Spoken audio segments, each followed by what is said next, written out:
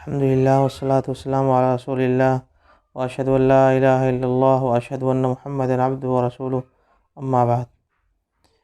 ایک ایسا ذکر جو بہت ہی آسان ہے اور ہر صبح اس کو 3 بار پڑھنا چاہیے۔ وہ ایک چھوٹا سا ایک ذکر ہے جو گھنٹوں کی عبادت سے یا گھنٹوں کے اذکار سے اس کی زیادہ فضیلت ہے، اس کی ان گھنٹوں کے اذکار سے بڑھ کر کے فضیلت ہے۔ وہ کون سا ذکر ہے؟ آئیے اس کو دیکھتے ہیں۔ نبی علیہ السلام کے بارے میں آتا ہے کہ صحیح مسلم کی حدیث ہے، آپ فجر کی نماز پڑھ کر کے گھر سے نکلے اور پھر آپ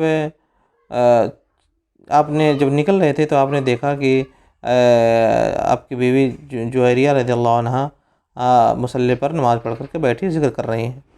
نبی علیہ السلام بہت دیر کے بعد چاشت کا وقت جو ہو گیا، سورج اچھے سے نکل گیا، گرمی ہو گئی، تب نبی علیہ السلام واپس آئے، گھر واپس آئے تو پھر دیکھا کہ جس حالت میں ان کو چھوڑ کر کے گئے تھے مصلی پر وہ ذکر کر رہی تھیں، ابھی بھی اسی حالت پہ بیٹھی ہوئی ہیں اور اللہ کا ذکر کر رہی ہیں۔ نبی علیہ السلام نے سوال بھی کیا تم اس وقت سے لے کر کے اب تک مصلی ہی پر ہو، تب سے اللہ کا ذکر ہی کر رہی ہو؟ انہوں نے کہا ہاں اللہ کے رسول، تب سے میں اللہ کا ذکر ہی کر رہی ہوں۔ نبی علیہ السلام نے بیان فرمایا کہ میں نے تمہارے پاس سے جانے کے بعد یہ 4 کلمات ہیں جن کو میں نے 3 بار پڑھا ہے، یہ 4 کلمات ہیں جن کو میں نے صرف 3 بار پڑھا ہے۔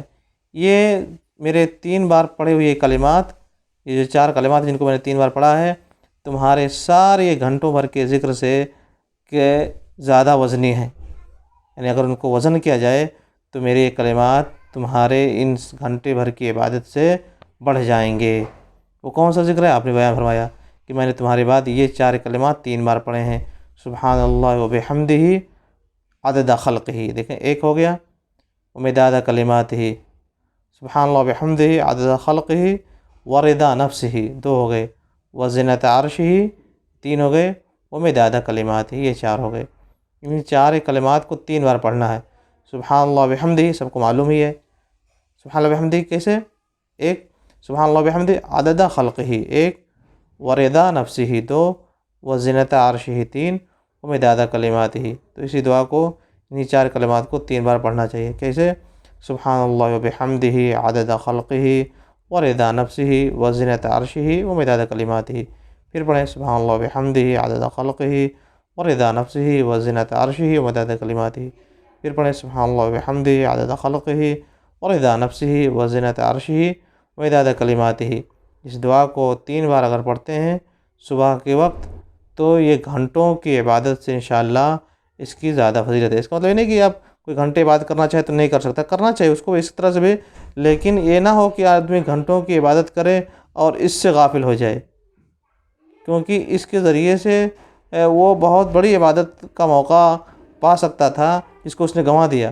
لہذا گھنٹے کی اگر عبادت کرنا چاہتا ہے کوئی بات نہیں، اس کو بھی ذکر کرے مگر اس سے غافل نہ ہو، اس کو ضرور پڑھیں۔ یہ بہت ہی آسان سا ذکر ہے، ہر صبح، یہ صبح کا ذکر ہے، ہر صبح کو اس دعا کو 3 بار پڑھنا چاہیے۔ صحیح مسلم کی حدیث ہے، نبی علیہ السلام نے اس کی جانب ترغیب دلائی ہے۔ اللہ تعالی ہمیں اس پر عمل کرنے کی توفیق عطا فرمائے، آمین۔ وصلی اللہ وسلم علی نبینا محمد۔